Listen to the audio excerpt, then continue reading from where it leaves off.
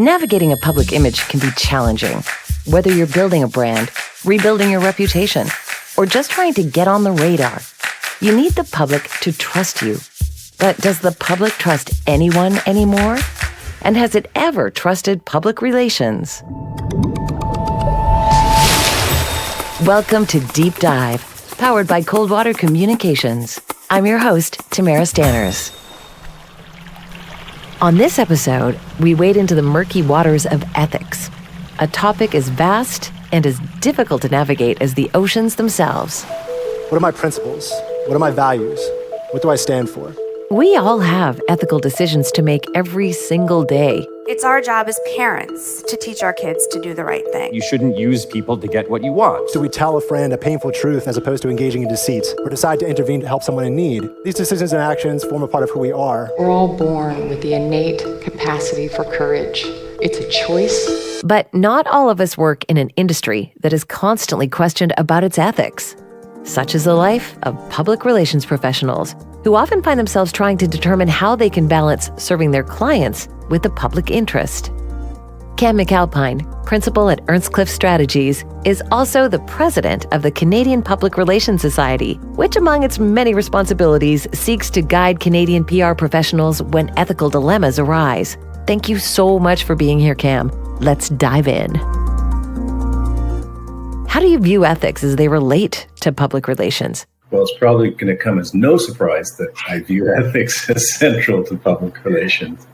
The irony, I guess, is that public relations is not a regulated profession, and therefore, in my opinion, it's more important to have a code of ethics in public relations than ever, to ensure that we have an ethical framework around which we work. Public relations is really all about reputation, and the only way to build and preserve the reputation of the profession is through ethical practice. What kinds of ethical dilemmas do PR professionals run into? Honestly, in my experience, I'll say that ethical dilemmas aren't as common as one might think.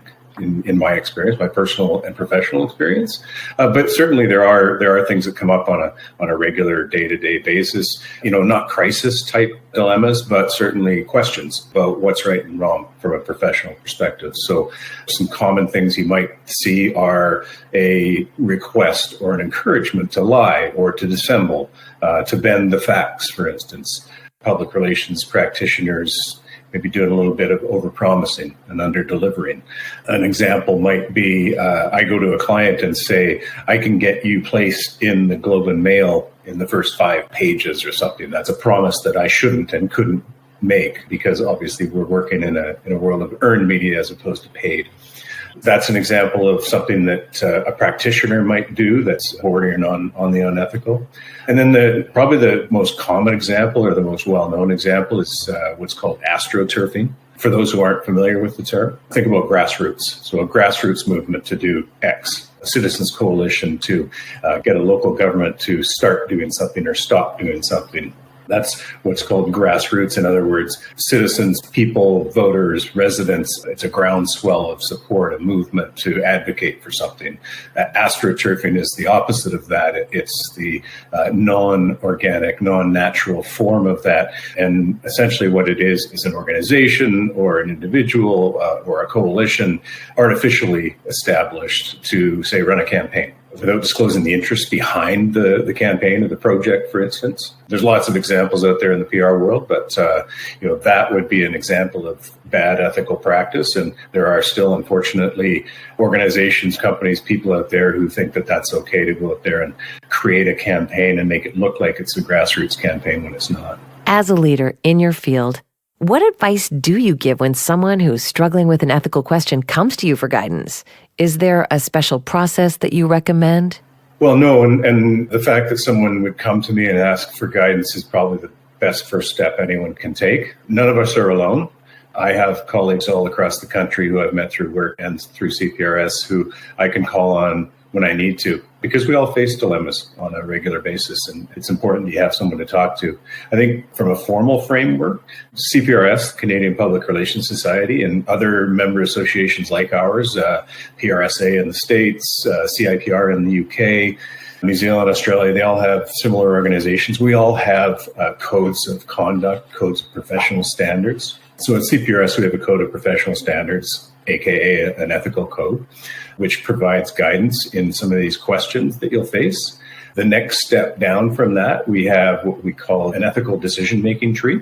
So it's a tool that we provide to our members that basically walks you through the questions. Is it legal? If it's legal, then what are some of the ethical questions you have around that? So it'll walk you through that process. And in a lot of cases, by doing that process of just asking and answering those questions, you can decide if the situation you're facing, if you can manage it ethically or not, and if you need to say no. And then the third step down would be to, again, reach out to individuals, colleagues, friends, and experts. There always seems to be a way to rationalize taking on a job that requires some compromising on one's ethics. And as we all know, ethics are super personal. So how can someone in PR effectively gauge if the work they're doing is ethical? Well, as I say, there are frameworks that you can refer to and judge on the basis of those frameworks. So the Code of Professional Standards, the decision-making tree, typically that's where I would start if I have any sort of, that the queasy feeling you get in your stomach when I think something may be a little bit off here. I'm going to go and start the process of just asking myself those questions and then take it from there. And on the other side of the relationship is the client. How should people go about determining whether they're hiring an ethical PR firm? What should they be looking for, and what kinds of questions should they be asking? I guess I'm a little bit biased, but I think, the first thing that I would ask is, A, does your firm, your organization have a code of ethics, a code of professional standards? What are the values of your organization? Secondly, do your employees, the people who are going to be working on my file, do they belong to a professional organization like CPRS? Which, if you know what CPRS is, you know that by being a member, you are automatically signing on to that code of professional standards. So asking those basic questions about who's going to be working on the file and what their standards and their values are. If you want to dig deeper, you can ask about current clients. One element of our code of professional standards is that you need to be transparent about the people who you work for. Now, of course, working around issues like NDAs and things like that is always an issue, but certainly feel free to ask a public relations firm who they've worked for in the past and who they work for now, and they will disclose as much as they possibly can. And then, if you even take it to the next level, sit down and ask them, so tell me about an ethical dilemma you faced in the past.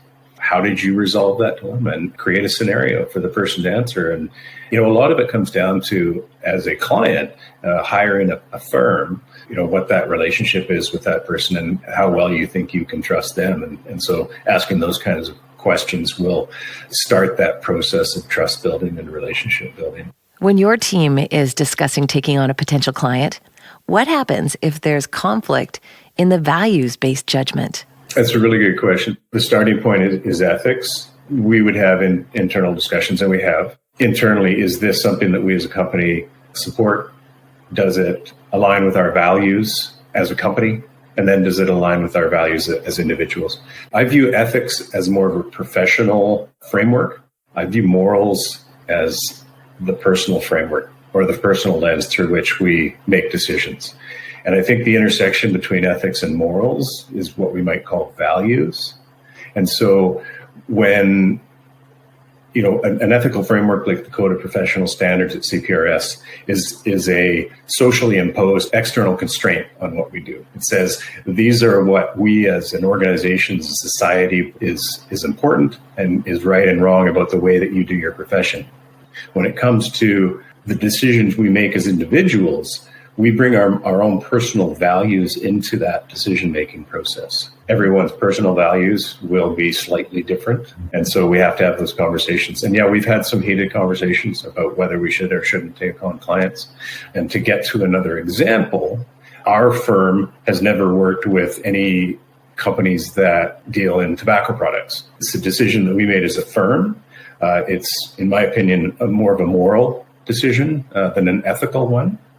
Because, frankly, you can represent any side of any debate ethically, but whether you choose to do so or not is more of a moral decision. Just as a lawyer is ethically bound to defend a client, regardless of their guilt or innocence, we can and should consider representing an interest of any side of conversation. But where the morals come in is, do we want to do that? So using the tobacco example, we were approached by a firm that works in the vape space. So they deal in vaping products. And so it was a conversation that we had as a group around, it's not tobacco, it's not cigarettes, but is it something that, frankly, at the end of the day, can we, who are all parents of children, go home and tell our kids that we work for this particular company or this industry? And ultimately, we as a group decided that that went against our own personal and corporate values. And so we turned down the work. That was a values decision, I think, more than an ethical decision. There are other examples where we have taken on clients. And in those cases, it then becomes up to the individual to decide if it meets their own personal values or not. And so in those cases, we would typically, if it's a controversial issue, but it's one where we know that we can work with the client in an ethical manner and deliver what they're asking for, then there's ways to firewall that within the company so that those people who feel it doesn't align with their personal values don't have to be involved in it. But it really is coming back to that definition I provided earlier, the difference between ethics and morals. And it's a fuzzy world. Ethics provide you with a pretty strong external framework within which to work. But when it gets down to the decision making, there's a lot of personal in there for sure. It's kind of incredible that there appears to be an ethical question baked into the very nature of PR. If the goal of public relations is to shape public opinion on any subject, can the practice of PR ever really be ethical? Well, I'm going to say that the goal of public relations isn't to shape public opinion. I'm actually going to read from the definition that's on our website at the Canadian Public Relations Society of what public relations is, so that people understand what it is that we, as professional practitioners, do. And that the definition of public relations that the CPRS operates within is the strategic management of relationships between an organization and its diverse publics through the use of communication to achieve mutual understanding, realize organizational goals, and serve the public interest. So that's a lot of words and a lot of, some might say bafflegap, but let's boil it down.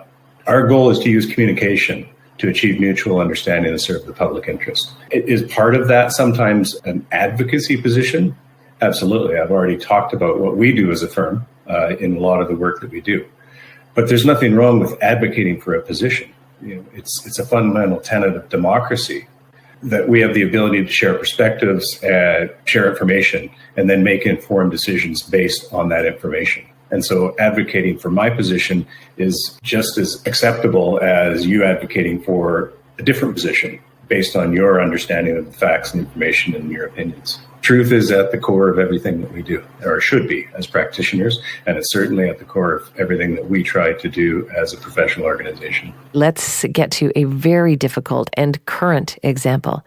Canada is grappling with the truth portion of Truth and Reconciliation in regards to our Indigenous population. You recently commented publicly that the PR profession has the privilege to be a part of impacting things like ethics in this ongoing discussion. Canadians have a lot of opinions on a subject like reconciliation. So how do you determine the ethical path forward in communicating about reconciliation in Canada? Well, you're absolutely right. People have a lot of opinions about reconciliation. My question to you would be, do they have all the information? Do they have all the facts?